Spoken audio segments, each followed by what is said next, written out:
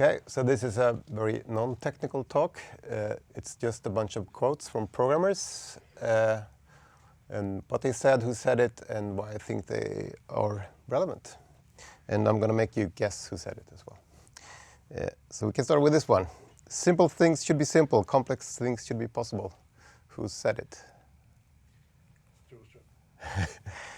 No, Alan Kay, and if you don't know who that is, he was one of the guys who worked at Xerox PARC, creating creating basically all of the modern stuff that we use today, but mainly creating object-oriented programming and the UI, the standard UI that both Bill Gates and Steve Jobs took and made operating systems from. And when he was doing that, he was, I mean, this quote here is, like, the first part is, I guess, pretty non-controversial. You should make things that work for people, and he was working with, like, normal users who hadn't used computers before, so it's pretty important. But the second part is maybe the stuff that was new, because before that, you know, consumer devices was just made for, they should do one thing and only, and you shouldn't be able to. And then you had, like, professional tools that were complex but required knowledge. But he was saying, like, you can do both. And this is not really about, he wasn't saying, like, you should write your stuff to add all these features so you can do the complex thing. He was more saying, like, you should leave that door open. You should allow the user or whatever to be able to sort of pop the hood and extend things and work with things. This is, like, the example is, you know, if you create a music player, you should add a plugin system so people can put it. So not much effort, but sort of, and like id Software, when they made Quake, they released Quake C and started the whole modding community. So was this idea, sort of make sure that you can get to that place, and I kind of like that sentiment. This one is a classic. You probably heard it. Do you know who said it? It was this guy called Kent Beck. He was kind of the daddy of extreme programming, like a reaction to the old way of sort of planning everything up front and then coding everything. And when you realize that didn't really work, this was sort of just write some code and, you know, see what's wrong with it and then fix it and iterate and do it quickly, and you will come up with something good. And I like this quote because it's like a simple, you know, 3-step process that kind of expresses it, that you should just try to do something first. You know, I usually like to just write one function and try it out and see if it's either the right thing, and you can maybe throw it away. And then, oh, it seems to be the right thing. Okay, then at this point, maybe, you know, put in a class, add some structure to it, and now you can make some tests, because I guess, like, between those 2 steps, you should probably have tests, because when you want to make it right and make it actually good, then you should have tests. You can refactor and make sure you don't break things. And then 3rd step, probably not even necessary. But if you plan to ever optimize, you should, of course, wait. And you're probably not going to need to do that. And this was said by another person, and I know maybe Arvid at least knows this quote. It's hard for less experienced developers to appreciate how rarely architecturing for future requirements and applications turn out net positive.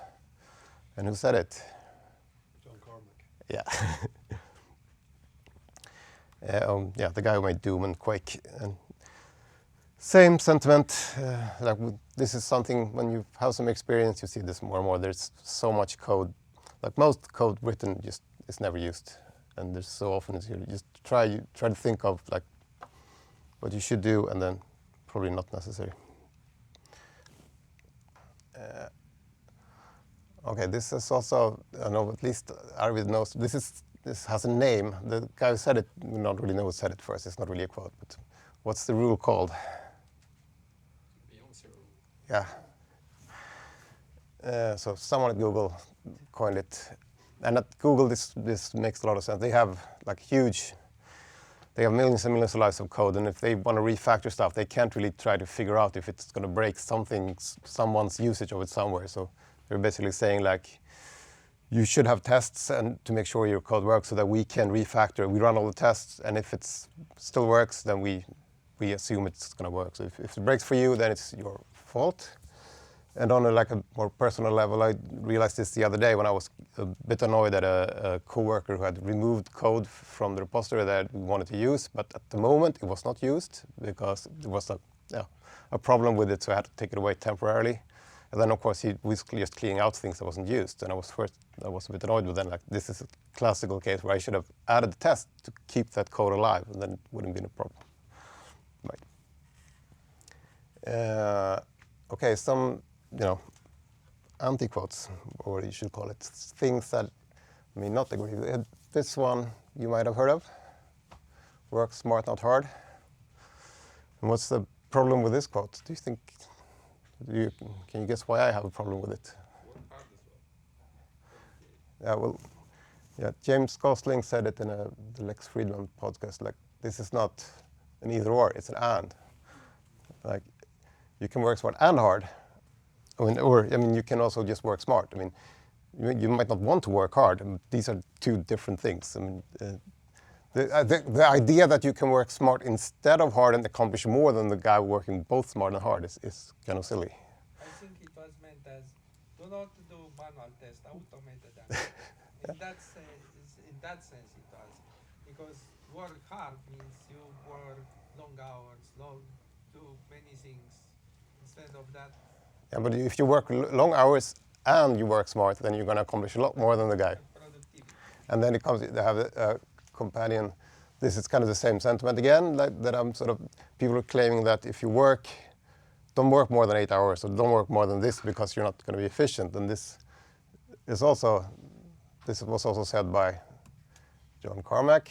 Like, it's not that you're not going to be as efficient. You probably after 6 hours you're going to be less efficient. You're not going to do your best work. But if you you're not going to destroy things. You're not going to go backwards. So and if you have some kind of sure, you can absolutely do sure, but that's going to be a lot further on. I mean, and especially if you know what you're doing, you're going to say, okay, now I'm not at my best, but now I can get to sort of documenting this stuff, or I can switch to this other task that doesn't really require as much. And then, of course, you still need your sleep.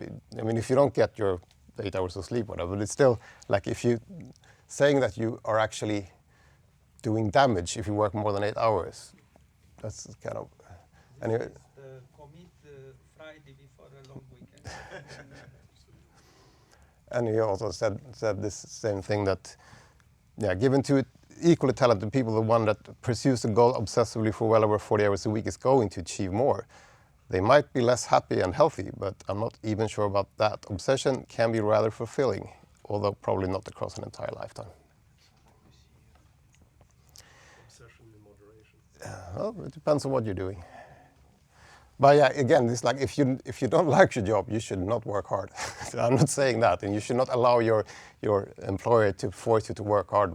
Like if you get a salary for working 8 hours and that's what you want to do, and you have things that you like, then don't work hard and quit if they force you to. So I removed a lot of other quotes, so that's it. Thank you.